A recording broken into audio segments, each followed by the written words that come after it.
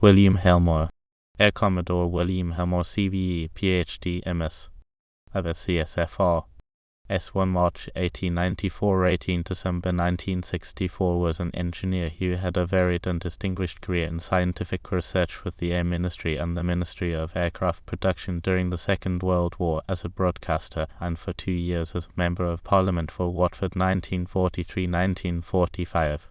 Early life. William Helmore was educated at Blundell School, the Royal Military Academy at Woolwich. Helmore served in the First World War as a gunner and then transferred to the Royal Flying Corps as an observer and pilot. One result of this experience was his book Cavalry of the Air. After the war he went to Christ's College at Cambridge and obtained a first-class honours degree in mechanical sciences. Post-WWI. In 1922, Helmore was granted a permanent commission in the RAF and developed his interest in scientific research in aviation. He was also involved in the development of aerial refueling, serving as co-pilot and hose handler on Sir Alan Cobham's pioneering flight from Portsmouth, England to India on 22 September 1934, also inventing the electrolytic process of forming flame or explosion traps. In 1931, Helmore was awarded the Groves Prize for Aeronautical Research. Helmore retired from the RAF at his own request in 1937 to devote himself to research at Cambridge, but returned to the active list in August 1939. His appointments included Wing Commander 1 July 1935, Air Commodore 1 March 1937, Honorary Group Captain 21 May 1941, and Honorary Air Commodore. World War Roman II. A senior scientific advisor to the Chief of Air Staff from 1939, Helmore was chiefly concerned with defeating the night bomber. Helmore, with aeronautical engineer L.E. Baines, nicknamed the Baron, worked on the development of the Helmore/GEC turbinite, was a 2700 million candela 2.7 GCD searchlight fitted in the nose of a number of experimental radar-equipped Douglas Havoc night fighters by the British during the early part of World War II and around the time of the Blitz. The light was intended to be used to illuminate attacking enemy bombers for defending fighters accompanying the Havoc to then shoot down.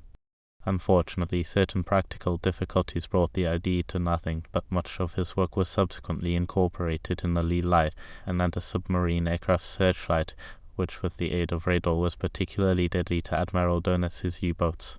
For the last 4 years of the war he was technical advisor to the Ministry of Aircraft Production and was responsible for a number of other valuable inventions, and in 1942 he was selected as one of the 8 members of the Brabazon Committee, which was responsible among other things for the conception of the giant Brabazon aircraft. Helmore's contribution to Britain's war effort was not confined to scientific research. He had earlier broadcast such events as the Schneider Trophy air races and reviews, and during the war his accounts of the RAF work were heard frequently.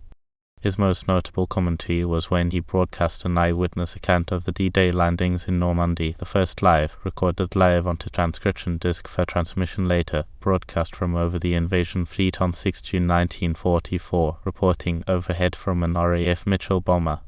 Helmore was Conservative Member of Parliament MP for Watford 1943-1945. Post-war. After the war Helmore entered industry, being Technical Director to Castrol, a scientific consultant to ICI and Director General of the Aluminum Association.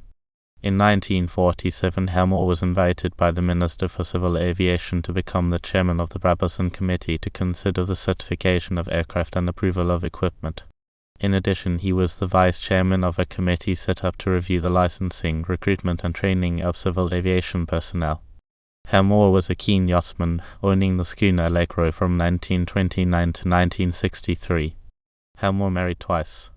His obituary in the Times records that he left 2 sons and 3 daughters of his first marriage, but other reports say he had 4 children, Peter, Patrick, Peggy and Pamela. Peggy, his eldest daughter, married Cuthbert Scott in 1942. Patents. Assigned to Imperial Chemical Industries Limited, assigned to C.C. Wakefield & Co. Limited, assigned to H.M. Hobson Aircraft and Motor Components Limited, assigned to H.M. Hobson Aircraft and Motor Components Limited, assigned to Imperial Chemical Industries Limited, assigned to C.C. Wakefield & Co. Limited.